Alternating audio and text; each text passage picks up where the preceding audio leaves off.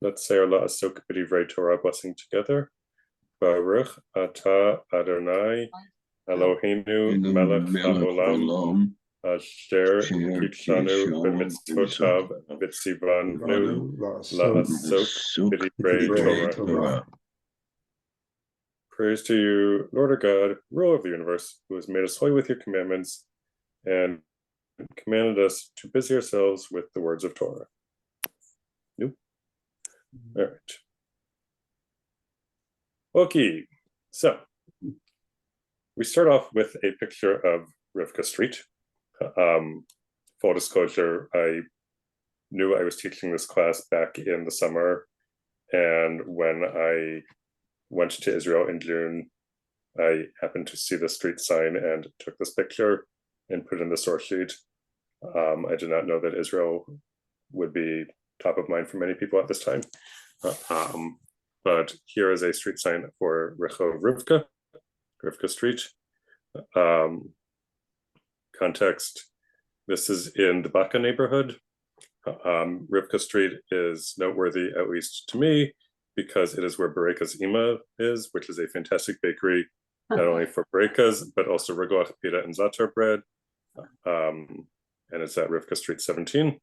And Rivka Street is also how you get to Emmanuel Judaica, which is the store for Emmanuel Judaica, Yair Emmanuel Judaica, which is one of the top two places for Judaica, at least to me, in Jerusalem, besides Yad el-Kashish. So, Rivka Street, very important, clearly, at least if you like Berekas. Okay, Abba, would you read Rebecca on 1 foot, please? Rebecca is in the book of Genesis. She is a thoughtful, loving woman who wants a family and is willing to do what she thinks is best for her family. She happens to be the daughter of Bethuel, the wife of Isaac, and the mother of Jacob and Esau. Thank you. So, oftentimes in studying women of the Bible, they are thought about merely in relation to the men in their lives. And so what I am trying to do in this class is to center Rivka as her own person, center Rebecca as her own person. So I've done that both with how I've presented her on 1 foot, so that we're all on the same page about who this person is, and also in the questions that you will see with the text, which you'll start to notice a pattern pretty quickly. All right. John, you want to have a go at these names? Oh, God help me. Okay. Sometime later, Abraham was told, Milcah too has borne sons to your brother Nahor. Yep. Uts, the firstborn, and Buz his brother, and Kemuel, father of Aram, and Chesed, Chazo, Fildash, Yidlaf, and Betul. Betul being the father of Rebekah. These 8 Milcah bore to Nahor, Abraham's brother, and his concubine, whose name was Rimah, also bore sons Tevach, Gaham, and Tahash, and a daughter, Ma'acha. Well, very good. Ephraim. All right, that was good. And that makes me feel better because I potchkeyed with the transliteration, so that'd be easier to read. So you helped me find the spots where I need to change it even more so. And between us, we got almost everything right. So thank you. Happy to be okay. And John, would you read our context, please? Or that wasn't enough. Context. This is from the biblical book of Genesis. It comes right after the story of the Akedah, the binding of Isaac, as a foreshadowing of the next part of the story. For those of you keeping score at home, Rebecca and Isaac are on the same age because Abraham is old enough to be Isaac's, my screen doesn't go down that far, grandfather. Thank you. Thank you. All right, good. See, much easier words in the context, except for the word Akedah. All right, so fun fact, Ma'acha not only the name of Rebecca's aunt and Bethuel's half-sister, but also the name of several other women in the Bible. So, she is the daughter of King Talmai of Geshur, the wife of King David, and the mother of Absalom. She is the mother of King Achish of Gath, which is in the Philistine area, now the Gaza Strip. She is the one that is most complicated. She is the daughter of Absalom, so named for her mother, her grandmother, and the daughter of Absalom, the wife of King Rehoboam, who is Solomon's son. So they're like cousins. The mother of the king who comes after Rehoboam in the kingdom of Judah. So the mother of King Abiham. Also, she's got other kids, Attai, Zia, and Shlomit. And she is the grandmother of King Asa, who's the one who is Abiham's grandson.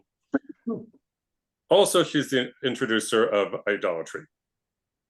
And it's possible that she has a different father, but this is contradicted. This is what happens when the books of Kings and Chronicles don't agree with each other. Ma'acha number 4 is the concubine of Caleb. Caleb being one of the 2 spies that went into the land of Israel in the Torah and came back with a good report, the other being Joshua. She is the wife of Machir, who is the son of Manasseh. So Manasseh is one of Joseph's 2 sons, like Joseph in the Technicolor Dreamcoat. He has Ephraim and Manasseh of the parental blessing fame on Shabbat. Manasseh's son is Machir. Machir's wife is named Ma'acha. She is either the wife of Gibeon, who is the son of Ye'iel, or the wife of Ye'iel and the mother of Gibeon. It's a little unclear how to read that verse. And probably the mother of Avdan, Sur, Kish, Baal, Ner, Nadav, Gedur, Achio, Zachariah, and Miklot. She is also the mother of, so another Ma'acha, not the same person, is the mother of Hanan, who is one of King David's valiant warriors. And finally, there is a Ma'acha who is the mother of Sheftayahu, who is the leader of the tribe of Shimon or Simeon in the time of King David. So, common name. In the grand scheme of biblical literacy, none of these are terribly crucial to know, although there are ma'achas who interact with other more well-known figures. But it's interesting how the same name keeps popping up throughout the times, mostly of the kings. All right. David, Yes. may I take you back to the point where you said that for those keeping score, Rivka and here it is, Rivka and Yitzchak are around the same age, and then Yes. it tells why. I'm wondering where this source is from that says that, because I've read a reliable source that says otherwise. So it's a generational tracking. If you look at the family tree, Abraham's brother is Nahor. Right. Nahor has a son named Bethuel. Abraham has no child. Bethuel. I'm sorry, did you say Abraham has no child? At the time, yes, I should clarify that because this is going on YouTube. At the time that Abraham's brother Nahor has a son, Bethuel, Abraham has no child at that point. Okay. Bethuel has a daughter named Rebecca, or Rivka. When Abraham is the father of Isaac, Abraham is either 99 or 100. 100. 100. Thank you. So it seems to me that a reasonable interpretation would be to say that generationally,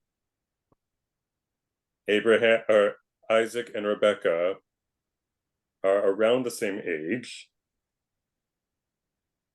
I'm willing to say that Rebecca might even be older, Rashi notwithstanding. There you go. But even though Isaac is technically a generation older than Rebecca, they are age-wise about the same age. I have further evidence to support that later on. Okay. I'm glad I asked. Thank you. You're welcome. All right. So, questions about either our introduction to Rebecca or the Ma'achas before we go on? Yes, I have a question. Please. So back to the age. I mean, I learned that he was 40 years old and then she was 3. Yeah. Okay, so how does that correspond Rashi. to what I'm saying? That's right. Yeah. So we are going to look at everything that the Bible says about Rebecca. You will get to you will be able to look at the exact same evidence that I'm looking at and the exact same evidence that Rashi is looking at. I'll tell you now, since the question's now come up twice. With all due respect to Rashi, the Torah describes Rebecca as a Betula, not as a Na'ara. A Betula, according to every other use of the word, is a woman of marriageable age who is sexually mature and is not married. Like 12ish. There is no way, based off of the evidence in the Torah, that Rebecca would be 3, with all due respect to Rashi. So, you'll look at the evidence in the text. You can tell me if you decide that you think that Rashi is right and why you think so. But I don't think that the evidence agrees with Rashi, and his own grandchildren, the Tosafot, Rabbeinu Tam, had no problem arguing with Rashi, and he was his grandfather. So, David, yes. Does Rashi explain how a 3-year-old Rebecca could have watered 10 camels? Nope.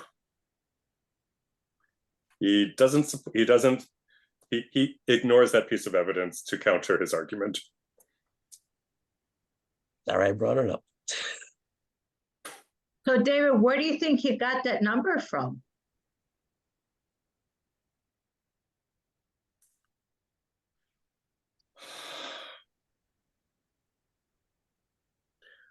I don't know. I will look into this question afterwards and see if he's drawing off of something, off of a midrash or some source earlier, because sometimes either he or Safaria will cite it, and maybe they have evidence, but he doesn't present it.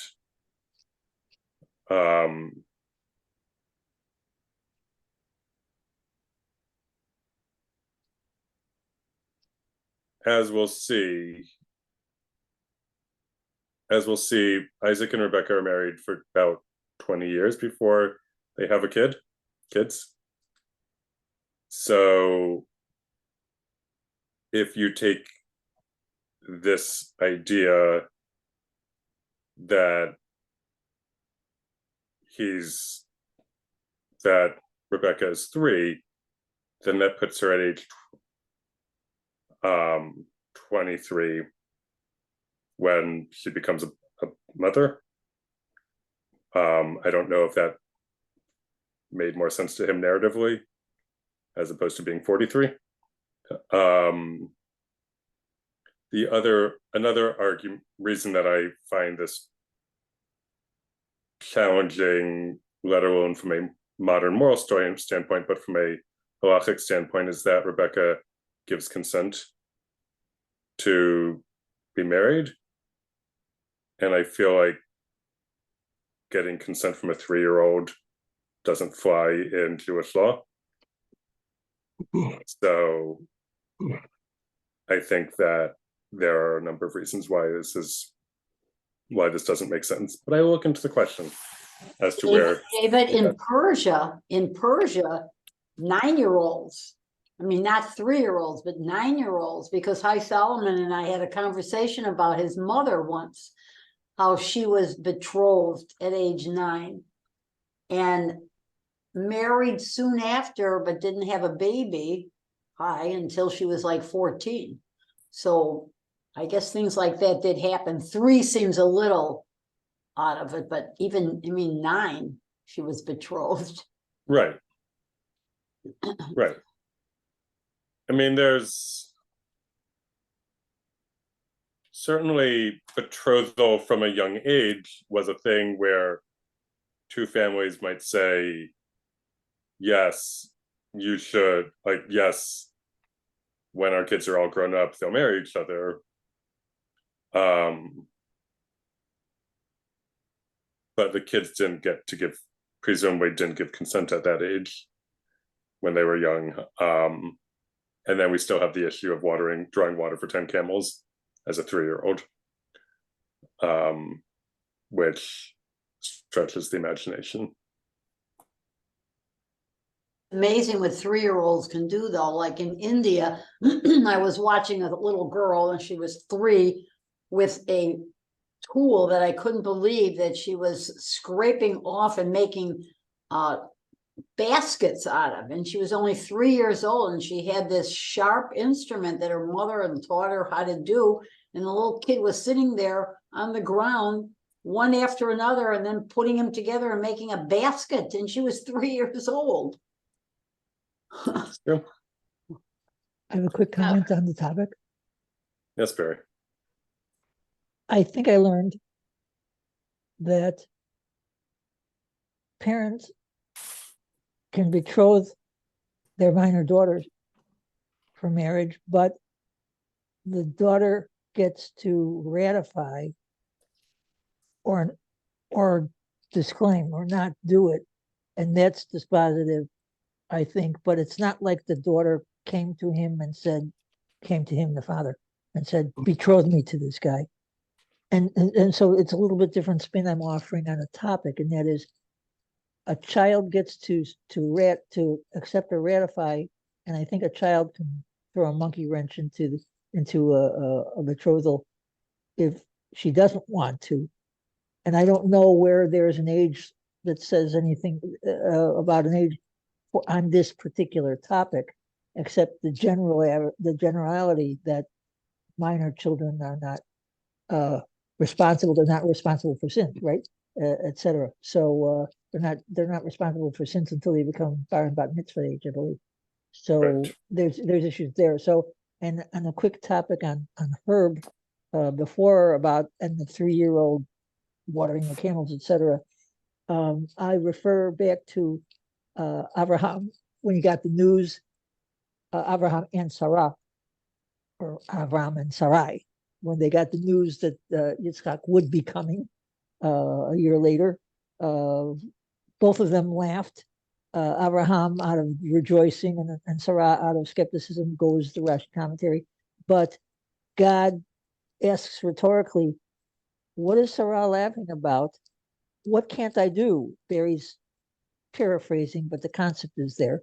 What can't I do? And so, since it already happened back at the Abraham Sarai time, I carry that for myself to the Rivka time. And if you're going to take that, if God can do whatever he wants to do, he can have it the 3-year-old watering camels. I'm good. Thank you. Okay. So Do we have any more questions or comments about this, or are we ready to get to Act 1? If I may, because Please. you raised the No, question of, or the question was raised of how Rebecca could be 3 years old. I understand that Rashi is going to the verse 23, which in the new JPS and also in your translation here says Bethuel being the father of Rebecca. But I guess he takes it more literally. Yalad, he bore Rebecca. He became the father of Rebecca. And if he became the father of Rebecca in that time frame, then Isaac was already arguably in his 30s, and so she was a little girl. That's the way I understand what Rashi is saying. I don't mean to take more time on that, but that's what I've been reading about just now. Thank you. Thank you for clarifying where this might be, where the Rashi might be to begin with. So I will look into this further, but thank you for investigating us and getting us started, or at least getting me started on trying to understand what Rashi was thinking. All right. Here we go. Act 1. Meet Rebecca. So, context. Act 1 is from the biblical book of Genesis, right after Abraham has buried his wife Sarah. The book that I'm showing you is Meet Rebecca from the American Girl series. It's number 1 by Jacqueline Dunbar Green, and the book is set in 1914. So, Act 1 will be Meet Rebecca. And we begin with scene 1. This is the first time I'm introducing scenes, but we've got a lot going on here. Okay, Norma, would you read scene 1, please?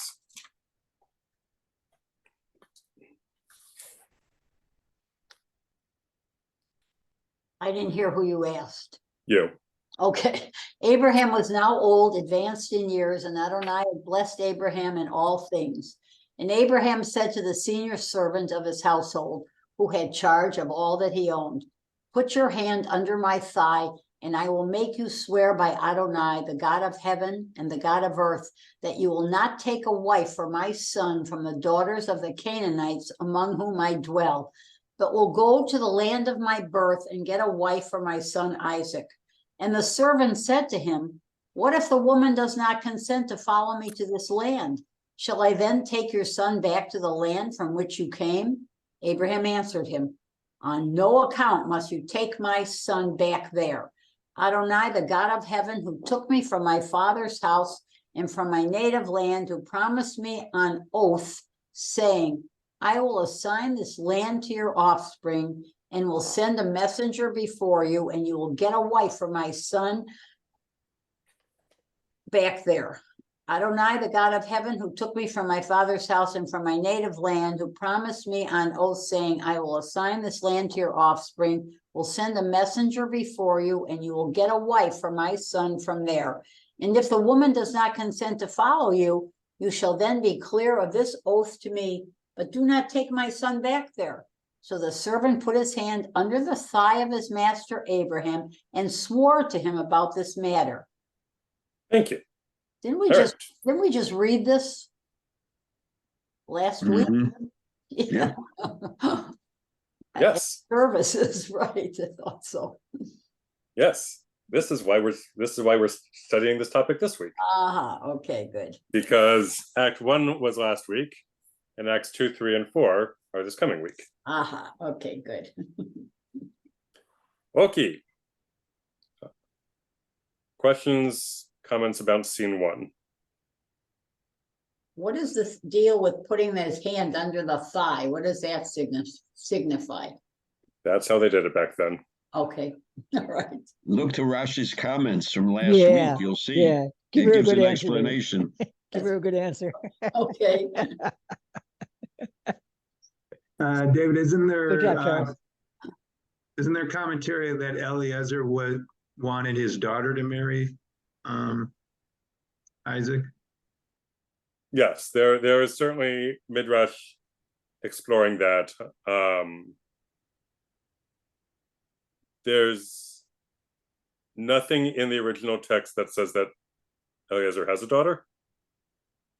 But this would be midrash imagining a life for this guy, and possibly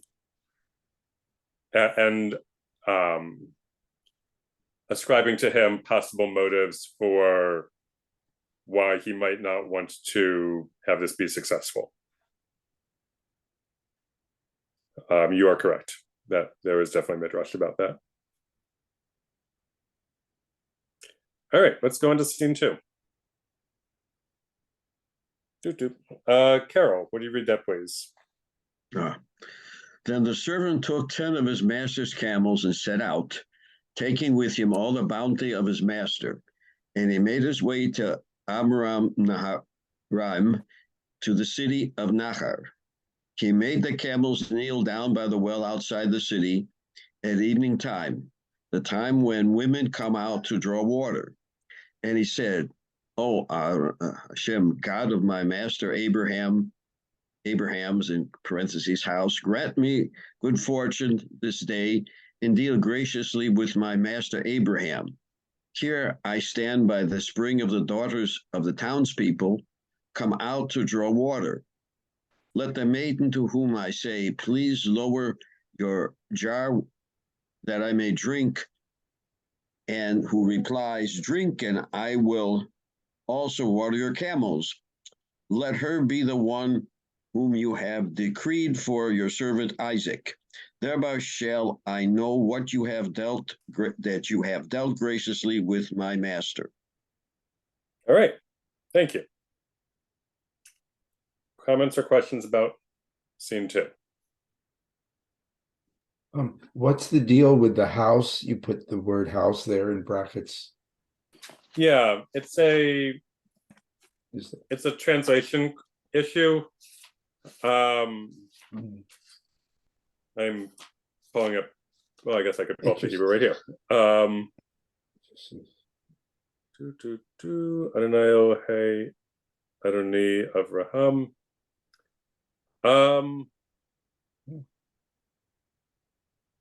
So this one I'm not going to take credit for because I found that one there, but I should have investigated further before I put my name on it and accepted it. I assumed that was something that related to the text, but you can read the Hebrew without that word house. So I'm going to say that that's probably an interpretation thing, where there's an interpretation that it refers not only to the God of Abraham, but also to everybody that was going with Abraham who accepted God as their God.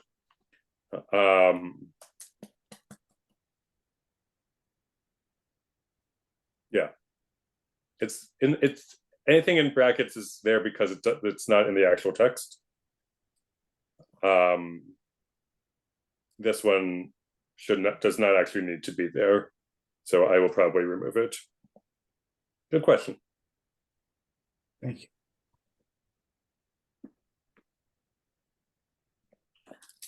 Okay, other questions or comments?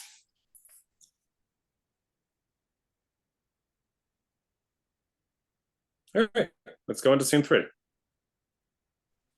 Carol Koenig, would you read this scene, please?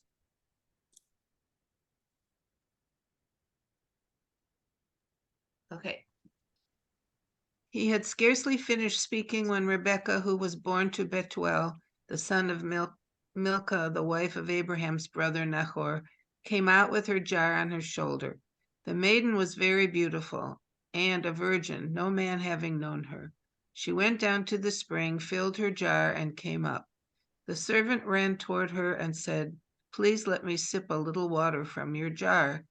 "Drink, my lord," she said, and she quickly lowered her jar upon her hand and let him drink. When she had let him drink his fill, she said, "I will also draw for your camels," until they finished drinking. Quickly emptying her jar into the trough, she ran back to the well to draw, and she drew for all his camels. The man, meanwhile, stood gazing at her, silently wondering whether Adonai had made his errand successful or not. When the camels had finished drinking, the man took a gold nose ring in weight. Gold nose ring weighing a half shekel, and 2 gold bands for her arms, 10 shekels in weight. Pray tell me, he said, whose daughter are you? Is there room in your father's house for us to spend the night? She replied, I am the daughter of Bethuel, the son of Milcah, whom she bore to Nahor. And she went on. You have to raise it up a little more so I can't. There we go. There is plenty of straw and feed at home, and also room to spend the night. The man bowed low in homage to Adonai and said, Blessed be Adonai, the God of my master Abraham's house, who has not withheld steadfast faithfulness from my master, for I have been guided on my errand by Adonai to the house of my master's kin. Okay, thank you. And now we finally get our first question. What might Rebecca be thinking during this part of the story?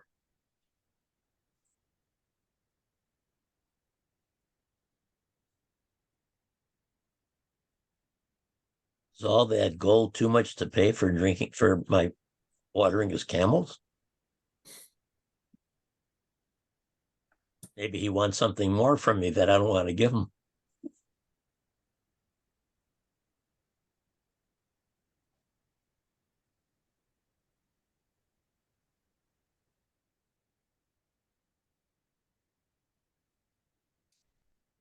Fair. What else?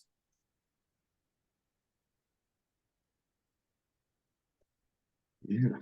This guy is really inquisitive. Why does he want to know all of this?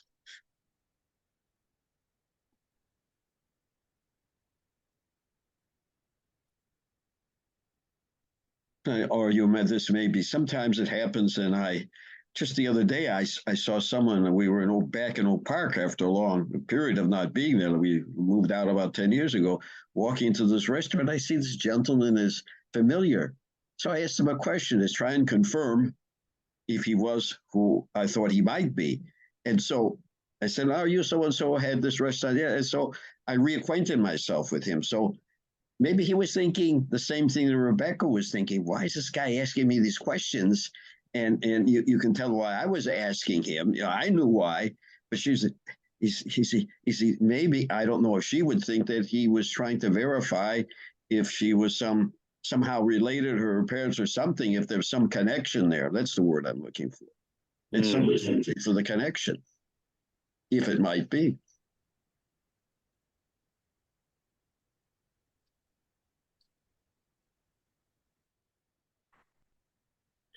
All right, next question. What might Rebecca be feeling during this part of the story?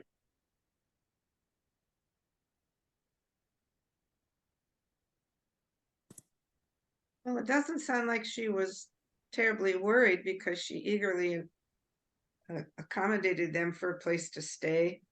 Sounded like she was trusting. Something that was coming through to her was trusting that they weren't going to be a problem. Well, could this have been a common thing that happened, that people passed through and asked, for water for camels? But certainly he's a man that has some means or connection to some means, so why not be hospitable to somebody with means? You never know.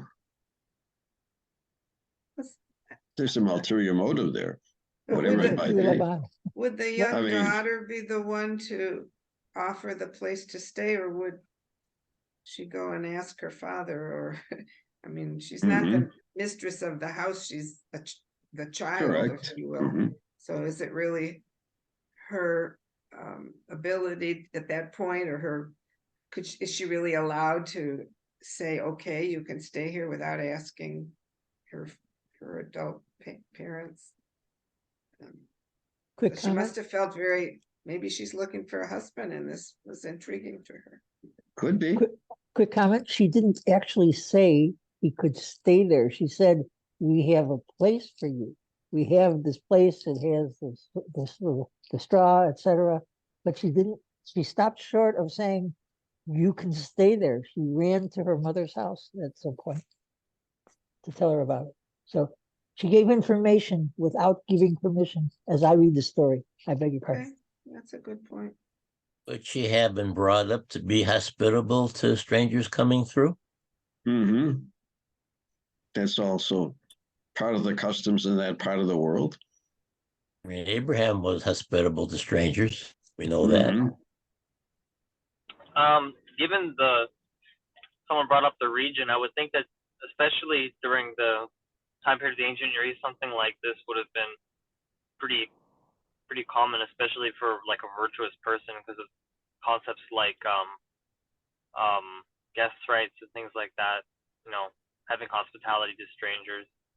I'm pretty sure that's even what Ezekiel, David, correct me if I'm wrong, one of the reasons why Sodom is described as being destroyed, if I remember correctly, being inhospitable to strangers. Is that correct? That is correct. So then it would make sense then that the narrative is depicting some of the earliest patriarchs and matriarchs as sort of being the total antithesis of that, showing lots of hospitality to strangers, things like that. So that's what I was thinking.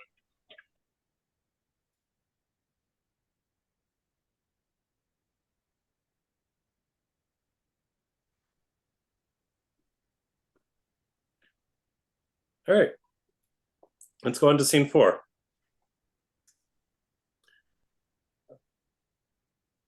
Herb, would you read this, please? The maiden ran and told all this to her mother's household, not her father's household, her mother's household. Now Rebekah had a brother whose name was Laban.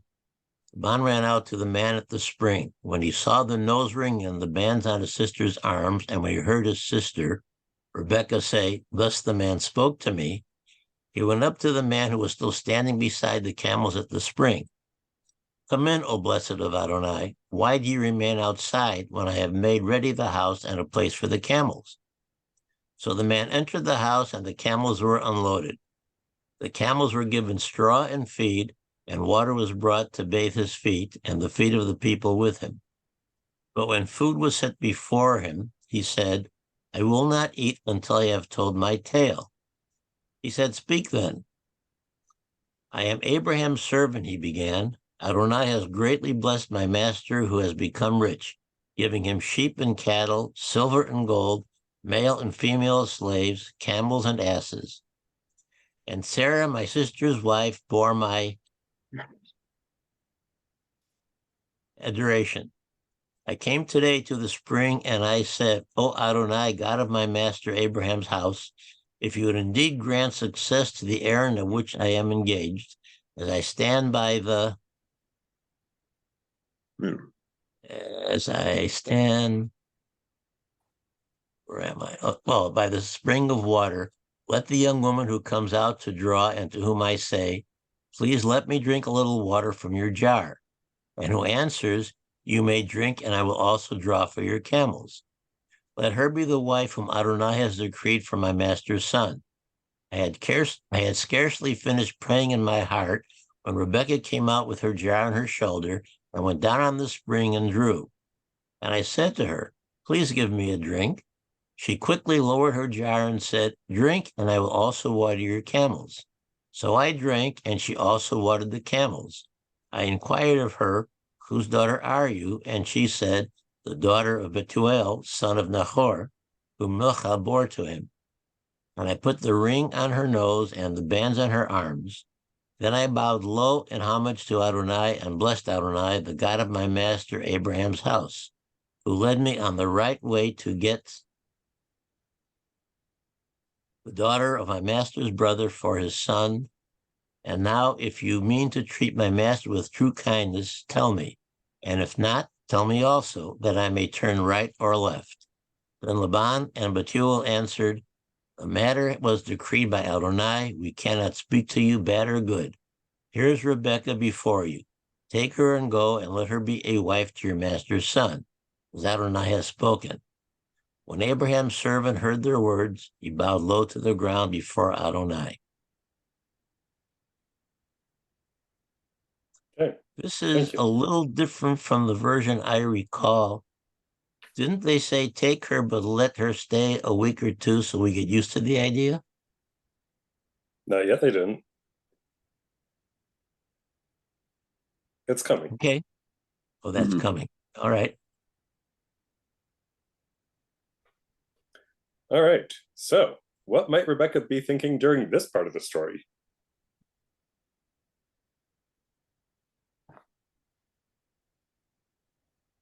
I always felt like she was excited, like she wanted to get away from her family. Like this was her opportunity to get away.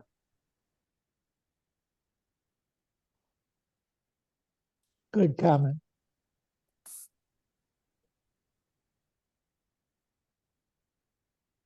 I don't know. I think she might thought that is she going to have to travel all that far away from the house she knows and the people she knows to some strange land and strange people?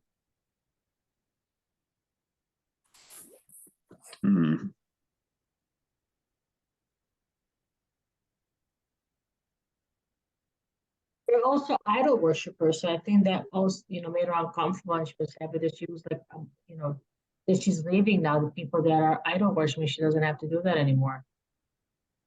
Where does That's the possible. idol worshiping come into this? I didn't get that because they apparently are respectful of Adonai. So where does the idol worship come in? Well, it doesn't say that they respect only Hashem. If the father of Abraham, Terach, was a pagan, I don't know if any of the other sources say anything. What was only Abraham himself and his immediate family, the part of his clan that accepted his monotheism, or did the rest of his family members also accept the truth of Hashem? Does anybody know? I don't actually know. The text doesn't say. There is a midrash to explain why Lot is traveling with Abram and not staying with his father. That the text does say that there was Abraham, Nahor, and Haran. There were 3 brothers.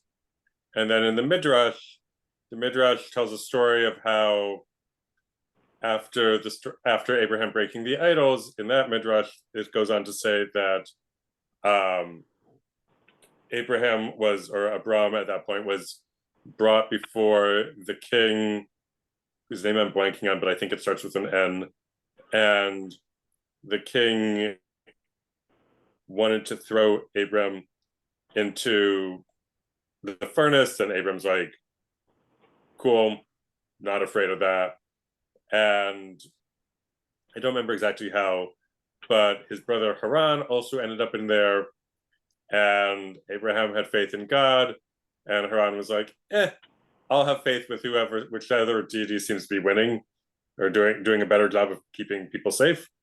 And because Haran did not have faith in God, Haran got burnt up. So that is totally a midrash meant to explain what happened to the guy and why his son is now traveling with Abram. Terah took his family, including Abraham and Abraham's wife and Lot, and left their home. I forget, they went part way and settled, and then Abraham left from there to go to the land that God would show him. Why did Terah leave their original homeland with the family? I don't recall any reason for that offhand. It doesn't say. Good comment, Herb. Could he have been thinking of getting away from idols? I don't know. It's possible. It doesn't say And in I the would have text, I thought don't that think. Abraham might have told his brothers what he was thinking about the one God before he left. Yeah. It's another midrash, I suppose. Well, if it wasn't, it is now. Yeah. Well, perhaps Make a, it's if not in the text. Yeah. perhaps if it is true that there could be some idolatry involved, and that's why she's happy to sort of leave so early. Perhaps they could be in some kind of transitional phase. Maybe they're doing, I don't know, associative idolatry rather than full-blown idolatry, perhaps, and maybe she wants to sort of break away from that. Maybe if this sort of new midrash is actually correct. Maybe. Great. Given that we have only a few minutes left, I'm going to throw the second question into the mix. Not only what might Rebecca be thinking during this part of the story, but what might she be feeling during this part of the story?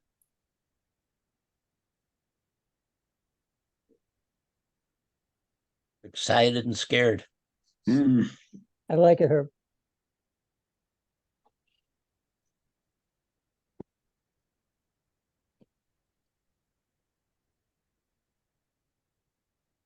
It'll be her first time away from home for a month or more, David, like your question. Or more. Norma, nail on the head. Nail on the head. Funny. Tap into your feelings. We've all done it. Yeah. How were you feeling when that happened?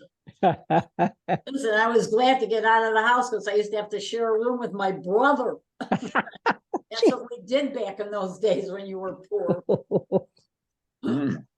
So how long did it take them to travel between the two places in those days? Hmm, Do we have any idea? There's no text, but it's in the commentaries. probably a long time. Good question. Somebody told me, I don't remember who, years ago, that it was very slow going to Rebecca's house, but very fast getting back with God's help. Mm. Yeah. But from all practical points, at least here in the States, when you think about people migrating west, I remember from my high school or grammar school teachings in which I have, maybe 10 to 12 miles a day would be a good day, depending on how obstructed the path was. If it's really open and it's a well-established trail. And if we walk at a relatively fast, brisk pace, we can do 3 miles an hour. But if you're with camels and one thing and the other, would you be able to make that? And how many hours a day would you travel in the heat?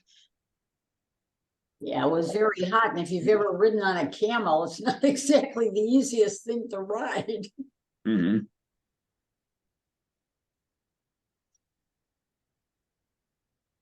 All right. So this is a good stopping point.